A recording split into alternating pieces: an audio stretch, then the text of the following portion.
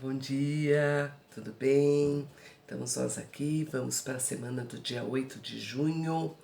Vamos continuar com aquela mesma força de vontade, com aquele mesmo entusiasmo, determinação de não desistirmos de ter grandes encontros, da gente ter grandes debates. Então não deixem de assistir os vídeos que eu pedi para que a gente possa ter nos nossos encontros do Meet um bate-papo, assim, aprofundando mais tudo aquilo que vocês leram nos textos, tudo aquilo que a gente viu nos vídeos, para que nossos encontros no Meet realmente sejam assim, momentos de reflexão, de conversa, de tirar dúvidas. Não esqueçam, o nosso encontro no Meet essa semana é dia 8, às 8h30 da manhã, como vocês pediram, tá certo?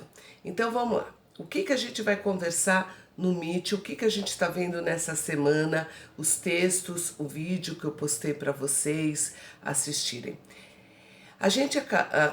Nós acabamos vendo na aula passada o processo que culminou com a Revolução de 30.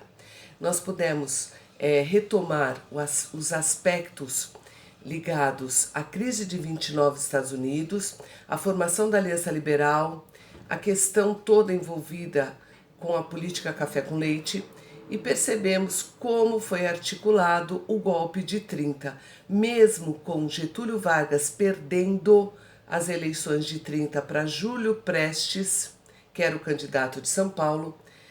Júlio Prestes não chega ao poder. O antecessor dele, o Washington Luiz, que estava para sair do poder, que era paulista também, foi tirado do poder pelo golpe de 30 de Getúlio Vargas. Aí nós começamos a analisar o que significou historicamente Getúlio tomar o poder. Primeiro, a gente não fala em Revolução de 30, porque quando Getúlio Vargas sobe, ele não altera, na verdade, a estrutura toda do país, a questão econômica. Continuamos a ter o café com muita força, Getúlio continua comprando o café excedente e queimando, mas Getúlio faz aquela política do jogo de cintura, do vazio do poder, como nós conversamos na aula passada. Ele beneficia os cafeicultores, ora ele beneficia os industriais, porque na verdade nenhum dos dois setores tem força suficiente para governar sozinho com Getúlio Vargas. Industriais ainda uma força incipiente e os cafeicultores ainda sofrendo as consequências da crise de 29. Então nós vamos ter a primeira fase, o primeiro momento que Getúlio Vargas toma o poder é um momento chamado de governo provisório. A preocupação de Getúlio Vargas é desmontar toda a rede política que garantia o poder exclusivo da oligarquia agrária. Então o que ele faz? Ele tira a Constituição de 1891, que estabelecia o que, gente? O voto aberto, o voto de cabresto.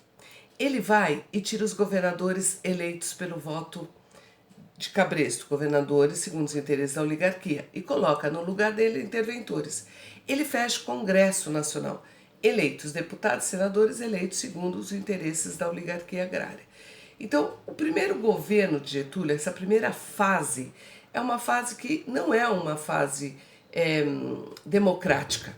Atitudes deles que representam, na verdade, atitudes até ditatoriais, governar sem Constituição, certo? Tirar governadores eleitos e colocar governadores do interesse dele, da confiança dele, que são os interventores.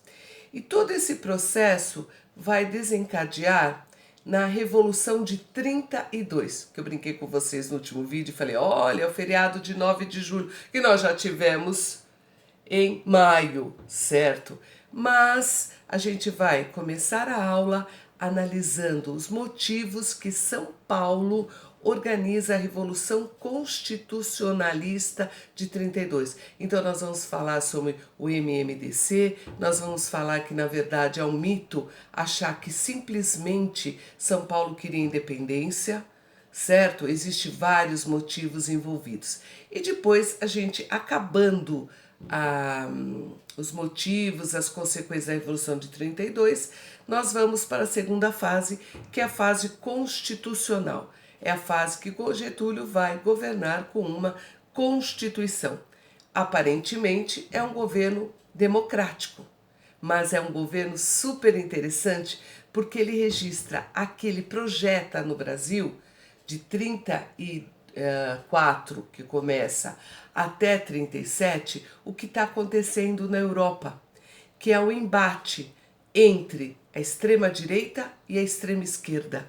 No Brasil elas vão ter nomes específicos. O integralismo de Plínio Salgado e a ANL, que é lembrada sempre por Luiz Carlos Prestes. Então eu espero vocês no Meet, não deixem de comparecer, vocês moram no meu coração e eu sinto muita saudade de vocês. Um beijo bem grandão para vocês. Tchau, gente!